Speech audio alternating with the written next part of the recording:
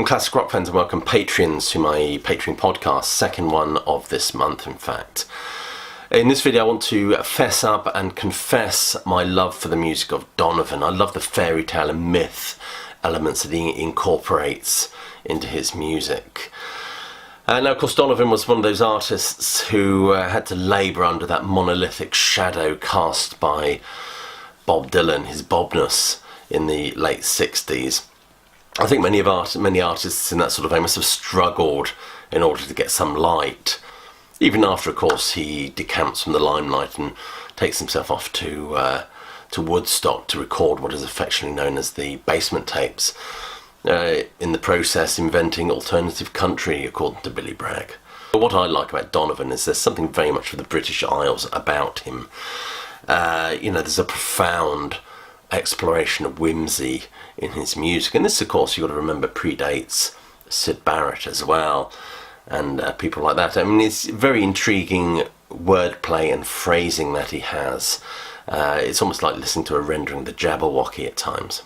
But as I said, those early comparisons with Dylan were there, with Donovan being the folk pop troubadour, the British equivalent, the British answer to his Bobness. But they were very different artists, really. I think the comparison is always very unfair. They're very different artists. I mean, Dylan employed a kind of bleak introspection and bitter realism in his songs, whereas Donovan was more into a kind of wide-eyed, childlike innocence, if you like, wide-eyed optimism and mysticism, no doubt brought about by this fog of marijuana he was probably immersed in at the time. Of course, he did give up all those psychotropic substances in favour of meditation, which seems to have really worked gangbusters for him. But even Donovan at his most lysergic, his music doesn't drift away into that vague formlessness that we get with some of the hardcore stuff that came out of the USA. I say that because the psychedelia in the USA was the real deal. I think in England it was a little bit twee. We weren't so much hammering down those doors of perception, so to speak, as to just engaging in a kind of tea time of quaint tweeness. But as I said with Donovan, him at his most lysergic, he doesn't drift into this vague formlessness, but rather uses these mind-altering substances to explore his relationship with the world around him, and you get these wonderful odes to the natural world and some intriguing wordplay as well. Reminds me a little bit of the Incredible String Band, although he's much more melodic, less droning. His ethereal, ornate songs are imbued with a mystical beauty, I'd have to say. But also they represent a wide-eyed innocence. It's a wonderful trope, I think, that was employed during this age of Aquarius, this childlike sense of wonder, looking at the world through new eyes, as all music has stated in terms of the music of Donovan. His music employs those quintessential artifacts of the psychedelic era. His debut single, Catch the Wind, has that ramshackle ragamuffin look, and he engages in the politics of protest, which certainly didn't do him any favours in terms of those wanting to move away from those Dylan comparisons.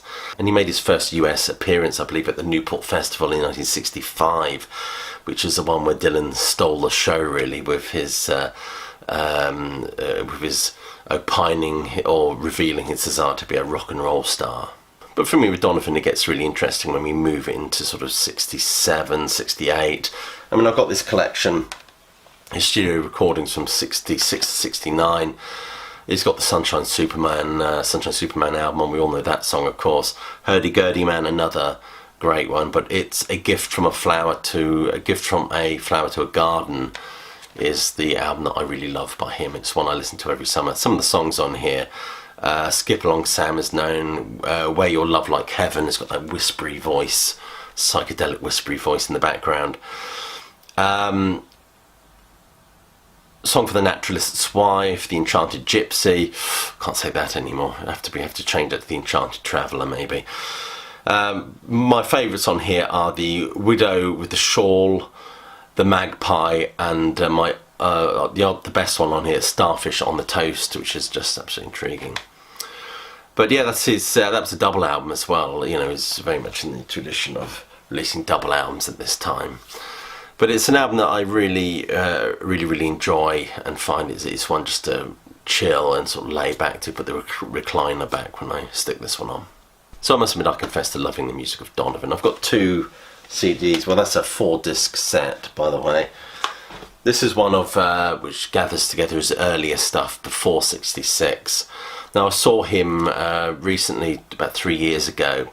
You know, he's quite old now, of course. He sat on his cushion and did all his classic songs. Well, lots of them anyway, and it was absolutely brilliant. It was a nice, intimate evening. I really enjoyed it. But he autographed this for me after the show, which I was very happy about. So anyway, I'd love to know what your opinion on Donovan is. Are you a fan? Do you think he's just some sort of Dylan wannabe, or I think he's much more than that. You know, I think that Dylan comparison was getting tired by 66, 67. So anyway, I'd love to know what your opinion of him is, whether you know him at all well. I don't know if he had that much, cut that much sway in the US, but if you don't know him, do check out the album that I mentioned. Anyway, thank you so much for watching. Thank you for being a Patreon. I hope you will continue to stick with me and support this channel. I wish you all the best, and stay warm, stay safe, and more importantly, keep listening.